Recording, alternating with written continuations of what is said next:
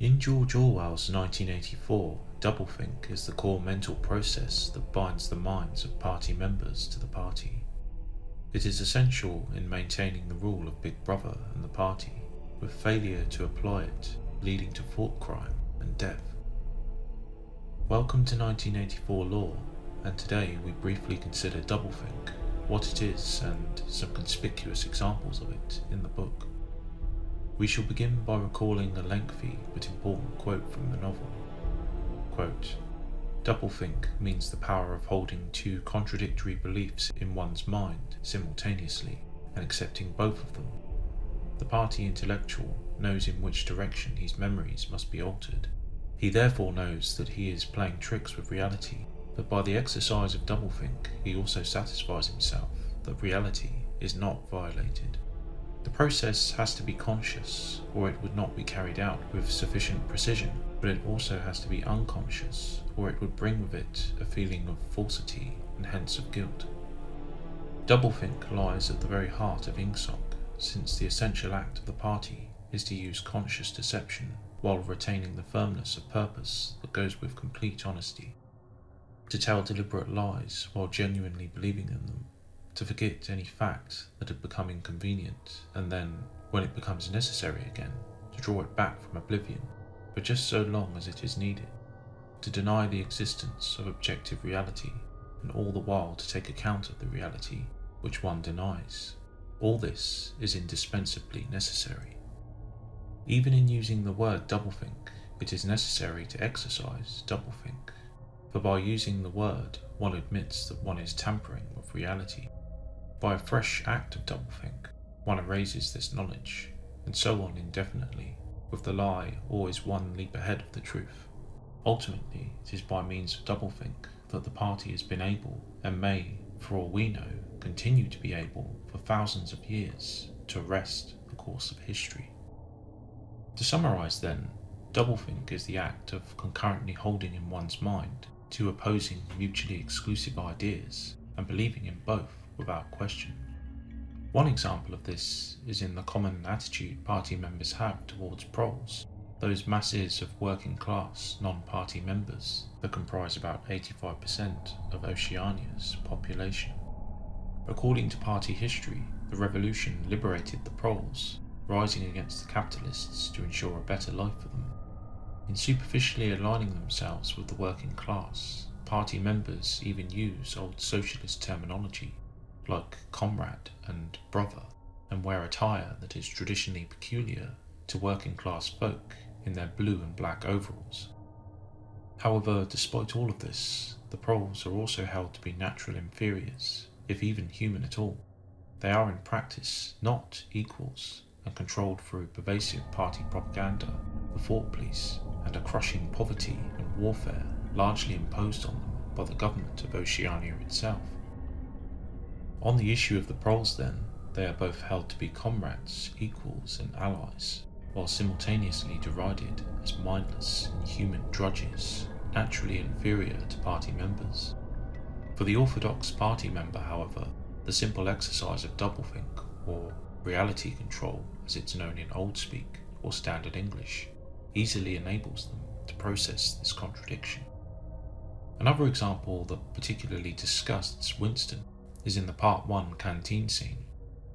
Winston himself, as an employee within the records department, was perfectly aware that the choco ration had been reduced from 30 grams to 20 grams just recently, and yet following a bellicose announcement of military triumph, the telescreen reframed the change as an increase of the ration to 20 grams. Winston considers this. Quote, "Only yesterday," he reflected, "it had been announced that the ration was to be reduced to 20 grams a week. Was it possible that they could swallow that after only 24 hours? Yes, they swallowed it. Parsons swallowed it easily, with the stupidity of an animal." Unfortunately for Winston, given the heavy mental grip it exercises over everyone, and the culture of fear cultivated by the party, he can never be sure that anybody outside of himself also remembers the reduction, and so though Winston is perfectly aware that any rational, thinking person knows the ration was in fact reduced, there is always doubt, and if only he doubted, and he could very well be wrong. With Winston, it's clear something went wrong, or right, we may say, earlier on in life. Perhaps he was not sufficiently schooled in the method of doublethink from an early enough age. Perhaps a sufficiently curious or inquisitive mind is simply more impervious to the process. Intellect, it seems, has no real bearing on matters. Syme is cited by Winston as a good practitioner of doublethink, while also possessing great intelligence. Another obvious example of masterful practice of doublethink in conjunction with great intellect is O'Brien, who later on destroys the photograph, proving Jones, Aronson and Rutherford's innocence, and then apparently instantly forgets that he had done so, and then also the very act of forgetting itself. Remaining with O'Brien and the inner party, it's also true to say that, given their importance as administrators and leaders, members of the inner party are particularly good practitioners of doublethink. Quote, "It is often necessary for a member of the inner party to know that this or that item of war news is untruthful, and he may often be aware that the entire war is spurious, and is either not happening, or is being waged for purposes quite other than the declared ones. But such knowledge is easily neutralized by the technique of doublethink. Meanwhile, no inner party member wavers for an instant in his mythical belief that the war is real, and that it is bound to end victoriously, with Oceania the undisputed master of the entire world." I think, given O'Brien's thoughts later on with his conversations with Winston, we can easily translate this to other areas too. On the former Choco Ration example, of course, any inner party member will be furtively aware of the reduction, but through doublethink and their unspoken belief that truth is the collective party truth, this fact can be easily discarded if inconvenient. Given doublethink as a mechanism of control almost exclusively relies on the isolation of individual minds and the resultant doubt that reinforces party truth, we can theorize that given enough communication between those who reject the party truth, cracks would inevitably undermine the party's mental grip over society. What does this mean? Well, it's clear that doublethink works after a fashion, given that any party member is so constrained as to never openly question the particular concept or truth in question, or to confirm something different with another party member. No one in that canteen, for instance, would have dared openly question the Choco Ration announcement. Interestingly, we do have at least one minor example where there is slight questioning of a more innocent kind. Winston notes that following Syme's disappearance, in actual fact his vaporization, a few thoughtless people asked about his absence.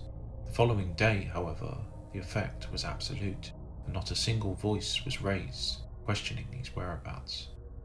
Since party members can never openly confer between themselves outside of the eyes and ears of the thought police, the shadow of doubt always casts itself on the individual. This is likely a truth that is apparent to Winston. Indeed, he becomes quite distressed when Julia fails to recall that until just a few years before, Oceania had been at war with the other great enemy. He makes a determined effort to help Julia remember the change, but it's difficult, and her forgetting the change was obviously distressing for him.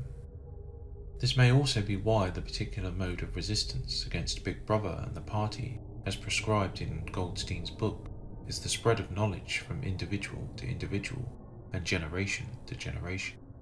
With this gradual reduction of general doubt and a rival standard of checking one's reality, the process of doublethink must also weaken and so undermine party control.